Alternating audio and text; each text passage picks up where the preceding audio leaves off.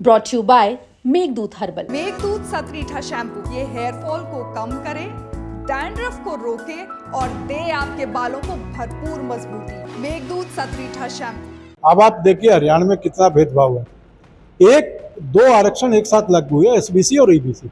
EBC के बच्चों की ज्वाइनिंग करेगी, एसबीसी के बच्चे सड़क पे घूम रहे हैं। जो गुरनाम सिंह आयोग था उसमें 10-11 जातियां थी, उसमें से रामजी लाल आयोग बना के भजन लाल ने ये बीज बोए। भजन लाल इसका असली बीज है और दूसरी शैलजा बीज बोने वाली है। भजन लाल जी के टाइम में उनने रामजी लाल आयोग बनाया और 6 जातियों को निकाल दिया, साथ में बिश्नोई भी निकाल दिए। बिश्नोई को बोले नहीं पता, थारी जड़ भजन लाल जी पाट गए। केजरीवाल कह रहा था दिल्ली के चुनाव में कि जाट को आरक्षण नहीं मिला। अब केजरीवाल से हम ये पूछना चाह रहे पकड़ के, अब दिल्ली के जाट को तो आरक्षण चाहिए था, पंजाब के को नहीं चाहिए। हम उससे भी संपर्क करना चाह रहे कि ये दोहरी नीति चुनाव में तू क्यों गाने गा रहा था। भगवत मान को बोल पंजाब के जाट को आरक्षण दे। सर, जिस तरह से जाट आरक्षण को लेकर आज मीटिंग हुई है, फिर से आवाज उठ गई है और ये भी कहा जा रहा है कि सरकार ने आज जाट आरक्षण को लेकर वादा खिलाफी की है। देखिए, अब जो संघर्ष समिति है, अखिल भारतीय जाट आरक्षण संघर्ष समिति, इसके राष्ट्रीय अध्यक्ष प्रताप दहिया जी, मैं मार्गदर्शन के तौर पे आता हूं और मार्गदर्शन के लिए जो वायदे हमारे टाइम के अधूरे हैं उन सब चीज़ों पे चर्चा करने के बाद प्रताप दहिया जी ने यह निर्णय लिया कि हम एक भाईचारा यात्रा निकालें। जो भ्रांतियां हैं जाट आरक्षण के बारे में, एससी जातियों को भी बहकाया गया जाट आरक्षण में आ जाएगा तो तुम्हारा नुकसान होगा। बीसीए की 72 जाति है उनको बहकाया गया कि जाट आरक्षण में आ गया तुम्हारा नुकसान होगा। और साथ में जो जनरल कास्ट हैं उनको भी हमारे खिलाफ किया गया। बस जनरल कास्ट से अगर हम निकल कर जाएंगे तो जनरल कास्ट को तो बेनिफिट है। अब उसमें 5-6 जातियां हैं, फिर भी 3-4 रह देंगे, 6 जिसमें से चली जाएंगी। तो 24 अगस्त से चल रहा है जन जागरण भाईचारा यात्रा। हाँ, भाईचारा यात्रा है ये, और ये सब जातियों को इसमें हमने अपने जिला अध्यक्षों को कहा कि इन जातियों को भी समझाना जब आप काम में जाओ, और कोई आके हमसे कोई सवाल करना चाहे तो इन यात्राओं में प्रताप दहिया जी होंगे, गंगाराम शोराण जी होंगे, आजाद लखवाल जी होंगे और बहुत से लोग होंगे। वे लोग सब सवालों का जवाब भी देंगे। हमारा काम है सबसे पहले भाईचारा कायम रखना, अपने अधिकारों पर लीगली जो लीगल हमारा अधिकार बनता है उसके लिए मांग उठाने, और उसी के लिए सरकार में जो कमियां बीच बीच में भी चर्चा होती रही, जैसे एसबीसी की जो एसबीसी, अब आप देखिए हरियाणा में कितना भेदभाव है। एक दो आरक्षण एक साथ लागू हुए, एसबीसी और ईबीसी। ईबीसी के बच्चों की ज्वाइनिंग करेगी, एसबीसी के बच्चे सड़क पर घूम रहे हैं। भाई एक ही एक्ट के तहत ईबीसी और एसबीसी लागू हुआ, वे आज अदालत में उसके लिए भी सवाल जवाब प्रताप दहिया जी 15वें दिन सरकार के पास जाते हैं। तो मेरा ये कहना, ये भेदभाव बड़ा मन रखना चाहिए। वोट और राजनीति करने वाले जाट हो सकते हैं, लेकिन आम जाट तो खेत किसानी का काम कर रहा है, अपनी मांग बांध रहा है, वो उस आम जाट के साथ क्यों भेदभाव कर रहे हैं।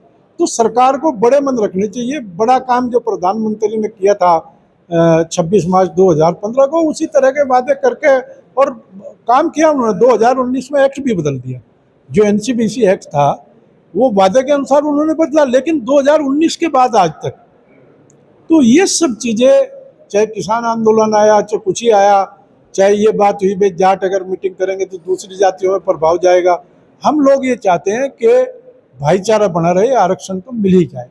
ये सरकार तो कह रही है कि जाट आरक्षण हमने आर्थिक तौर पे दिया हुआ है जाटों को। नहीं, जो उन्होंने ईबीसी दिया, जाट को थोड़ा दिया।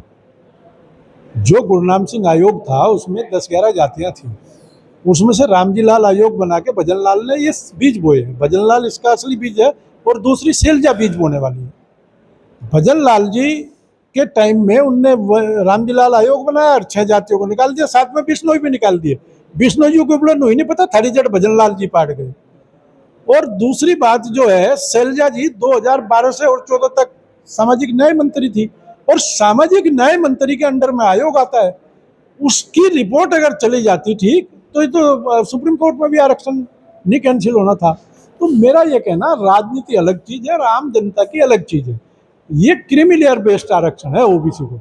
जब आपने आर्थिक आधार पर दे दिया तो ओबीसी में भी तो क्रीमी लेयर बेस आएगा।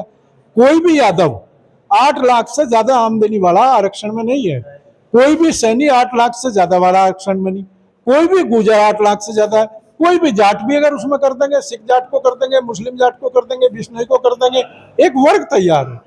जब संविधान ने 4 वर्ग चिन्हित कर दिए और 4 वर्गों में एक वर्ग है स्वर्ण जाति, एक वर्ग है एससी, एक वर्ग है एसटी, एक है पिछड़े। तो जब हम 10 राज्यों में पिछड़े हैं तो हरियाणा का जाट कैसे अगड़ा होगा भाई? तो मेरा ये कहना, सरकार ये सोचे, यादव सारे प्रदेशों में पिछड़ा है, गुजर सब प्रदेशों में पिछड़ा है, सैनी सब प्रदेशों में पिछड़ा है, कुर्मी सब प्रदेशों में पिछड़ा है। तो मेरा ये कहने का मतलब है, जब हमारे समकक्ष जातियां जो खेती करती है वे जब सब राज्यों में पिछड़ी हैं तो हम लोगों के साथ ये भेदभाव नहीं होना चाहिए। केंद्र का और प्रदेश का आरक्षण, तो केंद्र सरकार से भी मांग करेंगे? हाँ निश्चित रूप से केंद्र से तो मांग करेंगे। और बड़ा महत्वपूर्ण है, 2027 में उत्तर प्रदेश का चुनाव है, 28 में फिर चुनाव है, 3 राज्यों के, राजस्थान का चुनाव होगा, उसके बाद मध्य प्रदेश का चुनाव होगा और कई जाट वाले राज्यों के चुनाव होंगे। 26 के बाद सरकार चुनावी मोड में है।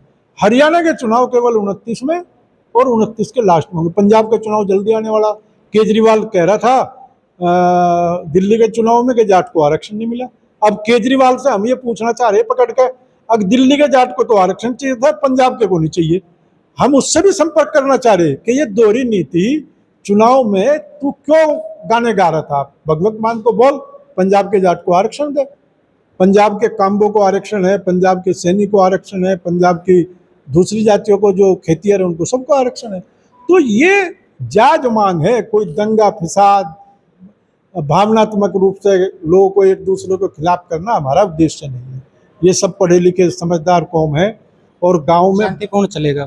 शांतिपूर्ण नहीं, केवल मांग करेंगे और मांग करके ये देखेंगे। पहले भी तो हमने मांग की, 2006 से 10 तक मांग की, पानी तो 4 साल बाद रोका। ये जो 2016 के दंगे हैं ये हमारी विचारधारा के नहीं है, ये सरकार ने अपने लोग घुसा के। आप बताओ आप हरियाणा में यही रोहतक में कितने मुकदमे हैं? जिन्होंने मीटिंग बुलाई थी उन पर मुकदमे ही नहीं। तो इसका मतलब कहीं ना कहीं काम, राजकुमार सैनी पे कोई मुकदमा नहीं। राजकुमार सैनी को तो परमानेंटली जेल में डालना चाहिए था, इतना भयंकर कांड करा दिया उसने। तो मेरा ये कहने का मतलब है, ये पूरे देश में यात्रा है एक तरह से। ये यहाँ मोर्चा संभालेंगे हमारे प्रदेश अध्यक्ष जगतवीर सरोही जी। जगह जगह हम छोटी मीटिंग कर रहे हैं, मीडिया में भी जा रहे हैं। पहले हम लोग वहाँ संगठन का विस्तार करेंगे। संगठन का विस्तार जब तक हो जाएगा जब तक इस यात्रा का समापन होगा। और फिर मध्य प्रदेश और तमाम जगह पे राजस्थान में आंदोलन चल रहा है। 2 जिलों का अभी पिछले 1.5 महीने पहले ही बड़ा धरने थे। तो ये जाट, क्योंकि लोग ये ना कहे कि भाई राजनीति पलटने के लिए हम कुछ कर रहे हैं। चुनाव में 4 साल है, तो हम अपनी मांग इसी सरकार से मांगना चाहते हैं और इसी सरकार को हमें देनी चाहिए। और ये सरकार हमारी मांग में साथ थी। जब 2011 में हम रेल रोक ले, मुख्तार अब्बास नकवी, रामदास अग्रवाल इन्हीं के सांसद थे जो संसद में बोल के कांग्रेस को कह रहे थे कि इनके साथ अन्याय क्यों हो रहा है। तो हम लोग ये चाहते हैं, मोदी जी ने खुद 26 मार्च को वादा किया, अमित शाह जी ने 17 के चुनाव में, 19 के चुनाव में, 22 के चुनाव में, 24 के चुनाव में 4 बार वादे कर लिए। हमारा कोई झगड़ा सरकारी नहीं है। वोट जो जहाँ देता है वो दे। आम जनता, गरीब किसान के लिए ये आरक्षण है, क्रीमी लेयर पे उसका काम होना चाहिए।